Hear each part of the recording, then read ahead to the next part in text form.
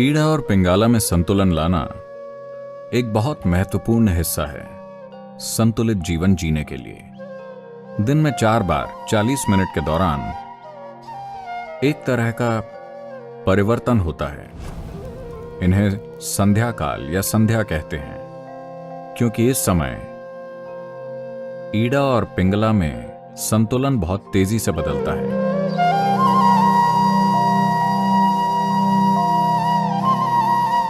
योगिक परंपरा में इसे इस तरह देखते हैं, शरीर और मन जैसी कोई चीज नहीं होती।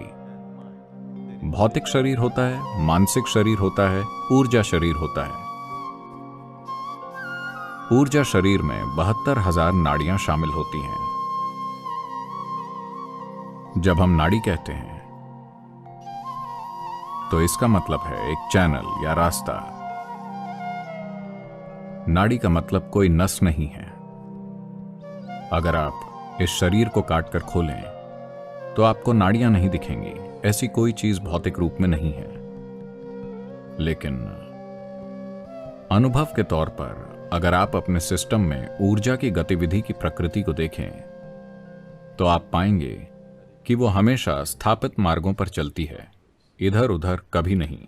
तो 72,000 मार्ग हैं जिनसे वो गुजरती है। 36 दाईं ओर, 36 बाईं ओर, दोनों तरफ 36,000। दाहिने को पिंगला कहते हैं, बाएं को ईड़ा कहते हैं। इन्हें सूर्य और चंद्रमा भी कहा जाता है। तो ये दोनों ईड़ा और पिंगला या सूर्य और चंद्रमा, दायां और बायां, आपके मन के स्तर पर तार्किक और सहज ज्ञान को दर्शाते हैं। जब मैं सहज ज्ञान कहता हूं तो सहज ज्ञान बोध का एक और आयाम नहीं है, बल्कि सिर्फ गणना का एक और आयाम है। अगर आपके अंदर बराबर मात्रा में सूचना है, अगर आप तार्किक रूप से जाते हैं तो किसी जगह पहुंचने में 10 कदम लग सकते हैं। सहज ज्ञान मतलब आपको 10 कदम नहीं उठाने, आप बस कूद कर 10वें कदम पर पहुंच जाते हैं। मगर आज की आधुनिक शिक्षा प्रणालियां 100% सहज ज्ञान के आयाम को कुचल रही हैं। सिर्फ तार्किक को विकसित किया जा रहा है। किसी भी सहज ज्ञान को बकवास कहकर खारिज कर दिया जाता है। हर चीज के लिए आपको बहुत सोचना पड़ता है। जो आपकी दादी नानी यूं ही जानती थी, आज आपको वही चीज जानने के लिए अरबों डॉलर का रिसर्च करना पड़ता है। जब आपको हर चीज के लिए सोचना पड़ता है और हर चीज में कई कदम लेने होते हैं, अब जीवन तनावपूर्ण हो जाता है। अगर कोई एक स्तर से आगे सफल होना चाहता है तो कुछ चीजें हैं जिनमें आपको उन्हें फांद कर वहां तक पहुंचना होता है। वही सूचना, वही चीजें, बस आपको हर बार उतने ही कदम नहीं लेने पड़ते। ये जीवन को तनावपूर्ण बना देता है, क्योंकि ये ऐसा है जैसे आप अपनी कार 2 पहियों पर चला रहे हों। बाकी दोनों पहिए खाली और सुरक्षित हैं। मैं नहीं जानता कि कब इस्तेमाल के लिए, पर 2 पहिए जो आप इस्तेमाल कर रहे हैं उन पर भारी दबाव पड़ेगा। योगिक प्रणाली में सहज ज्ञान की अहमियत उतनी ही महत्वपूर्ण है जितनी तार्किक की। तो ईड़ा और पिंगला में संतुलन लाना एक बहुत महत्वपूर्ण हिस्सा है संतुलित जीवन जीने के लिए। खुद को जटिल स्थितियों में आसानी से चलाने में सक्षम होना तभी संभव है जब आपके मन का सहज ज्ञान संबंधी आयाम पर्याप्त विकसित हो। वरना छोटी चीजें आपको परेशान कर देंगी, क्योंकि हर चीज के लिए कई कदम हैं। यहां हम कुछ चीजें करेंगे ताकि ईड़ा और पिंगला में संतुलन ला सकें, जिससे आपको अनुभव के तौर पर इसकी एक समझ मिल सके। अगर आप अपनी तर्जनी उंगली को अपने नथुनों के नीचे रखते हैं और धीरे धीरे सांस छोड़ते हैं, देखिए कि किस नथुने में अभी सांस प्रबल है। कितनों का दाहिना है, बायां? ठीक है, यह दायां होता है या बायां? सिर्फ 2 बैरल हैं। अगर 25 होते तो यह कितना जटिल होता।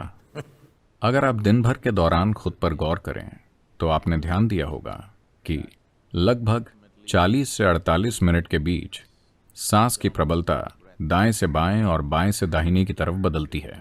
क्या आपने कभी इस पर ध्यान दिया है? यह इसलिए होता है क्योंकि सिस्टम के भीतर ऊर्जा या प्राण की प्रबलता, जो शरीर की जीवन शक्ति है, वो पिंगला से ईड़ा और ईड़ा से पिंगला में बदलती रहती है।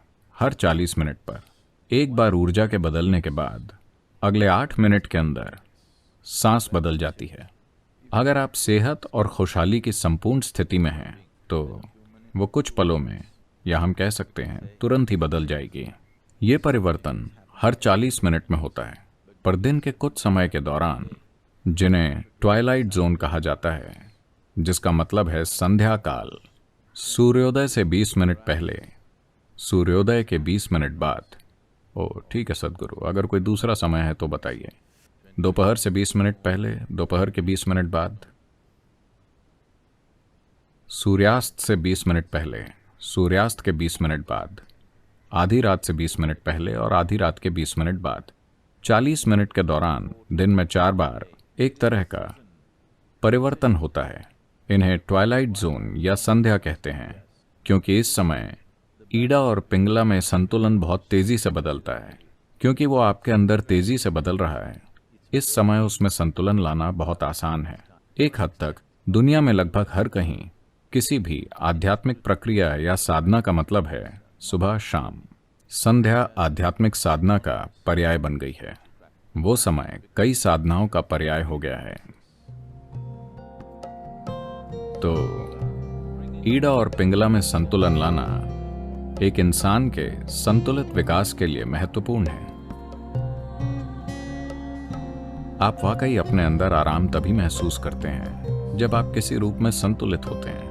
जब किसी तरह का असंतुलन होता है तो परेशानी होती है ना? हाँ, जब आप किसी तरह का असंतुलन महसूस करते हैं तो परेशानी होती है। सिर्फ जब आप एक खास संतुलन पा लेते हैं तभी आप वाकई आराम महसूस करते हैं। तो आराम कभी इससे तय नहीं होता कि आप किस पर बैठे हैं या कहाँ हैं। आराम इससे तय होता है कि आप अपने अंदर कितने संतुलित हैं।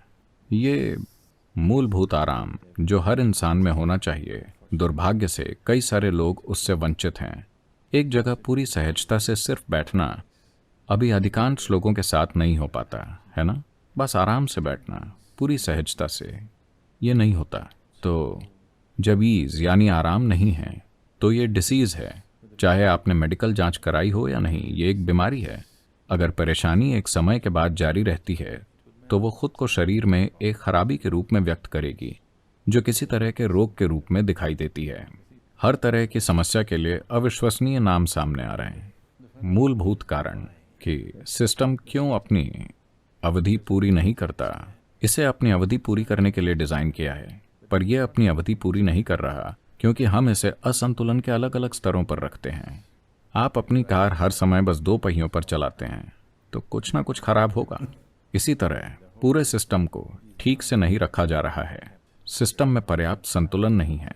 केवल जब आप संतुलन में होते हैं तभी आराम होता है, वरना कोई आराम नहीं होता। कोई व्यक्ति आराम नहीं जान पाएगा जब तक कि वो अपने अंदर थोड़ा बहुत संतुलन न जानता हो। केवल जब आप संतुलित होते हैं तभी आप स्थिर हो सकते हैं। और लोग बीमार हैं। इंसान सिर्फ इसलिए बीमार हैं क्योंकि वो नहीं जानते कि स्थिर कैसे रहें। स्थिरता तब तक नहीं आएगी जब तक पर्याप्त संतुलन ना हो। केवल जब आप पूरी तरह संतुलित होते हैं आप अपने भीतर स्थिर हो सकते हैं, वरना ऐसा नहीं होगा।